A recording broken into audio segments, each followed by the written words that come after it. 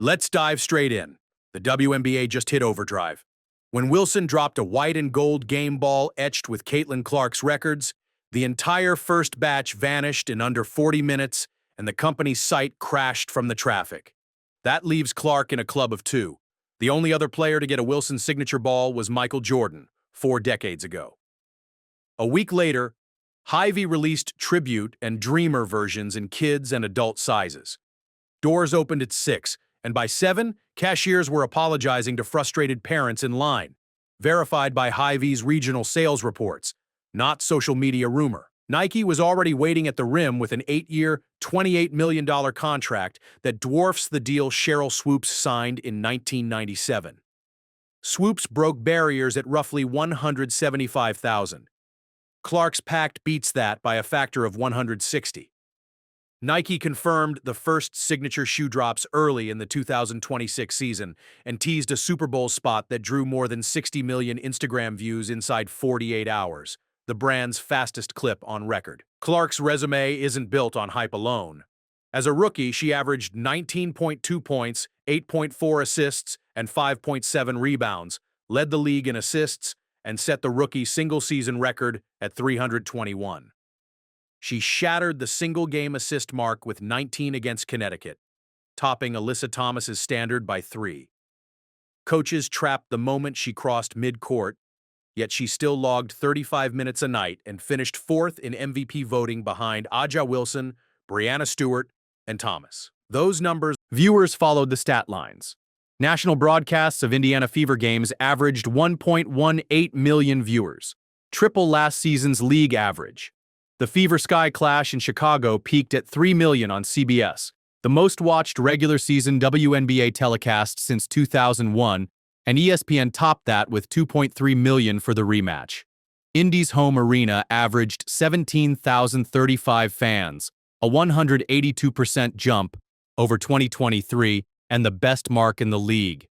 An Indiana University study pegged her first-year economic impact on Indianapolis at $36 million, while the Fever Team store smashed its single-day jersey sales record 5 different times. Those revenue spikes moved league policy fast. Commissioner Kathy Engelbert approved full-season charter flights, a $50 million commitment players had chased for years. In July, the WNBA announced an 11-year media rights package worth about $2.2 billion with Disney, Amazon, and NBC Universal, triple the outgoing deal. Network executives openly credited Clark-driven ratings for proving the audience ceiling is still miles away. Of course, the spotlight brings heat.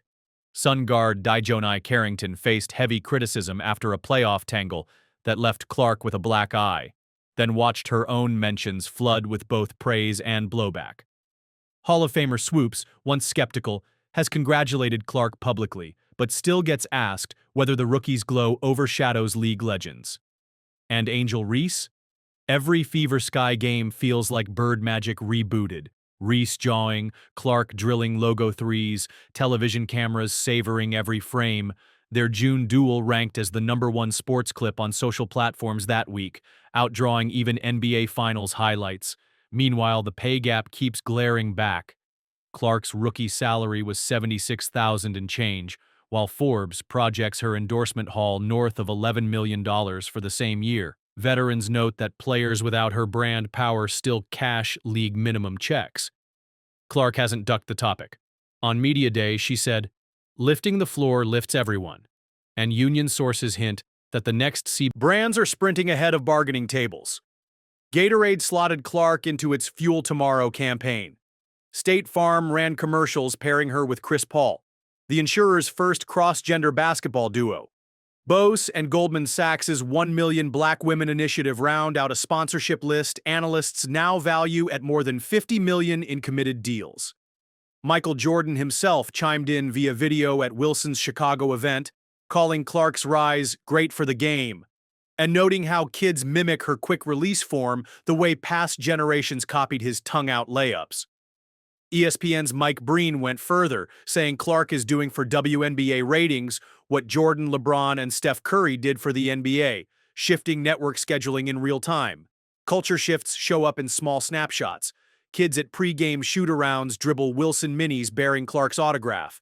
Teenagers debate whether to spend summer job money on her Nike or Aja Wilson's pink PE. Seattle resale prices for her lone visit hit $300 in the upper deck, outstripping some NBA tickets in the same building.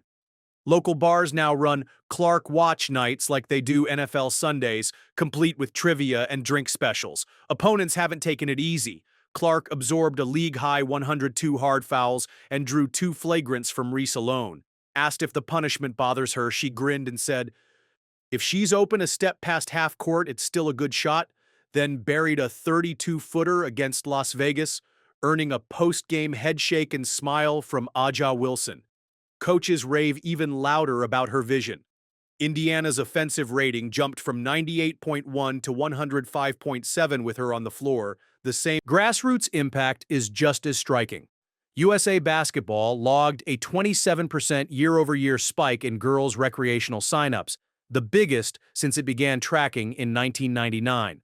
Dick's Sporting Goods says its women's basketball category grew 52% last quarter, with Clark jerseys making up one of every 9 units sold nationwide. High school gyms in Iowa, Indiana, and Illinois now fill to capacity for girls' games, riding what coaches call the Caitlin wave. Financial analysts toss around the Clark curve when modeling women's sports valuations.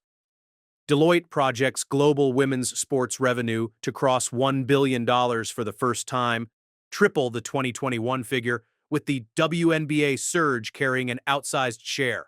A startup 3x3 league reportedly dangled a 7-figure appearance fee for summer 2025. Clark hasn't committed, but the offer proves the market keeps recalibrating. Challenges persist. Rosters are capped at 12, preseason trips abroad still fly commercial, and the max salary sits just under $250,000.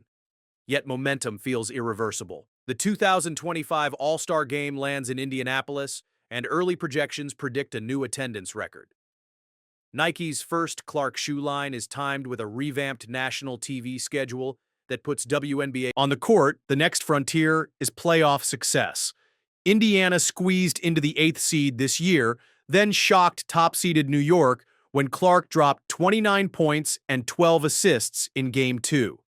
She became the first rookie in league playoff history to post at least 25 points and 10 assists, and only the second player ever with 5 threes and double-digit dimes in a postseason game. If the Fever add a rim-protecting center and a 3-and-D wing this offseason, odds makers say they'll open 2025 around 14-1 to win the title, a number that would have sounded laughable 18 months ago.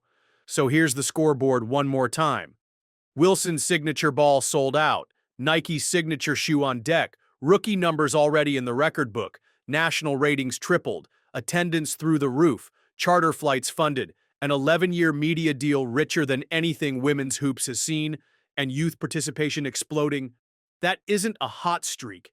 It's a paradigm shift. In the words of his airness, the game is better when one player makes everyone tune in, and right now that player wears a Fever jersey and pulls up from the logo like it's a free throw.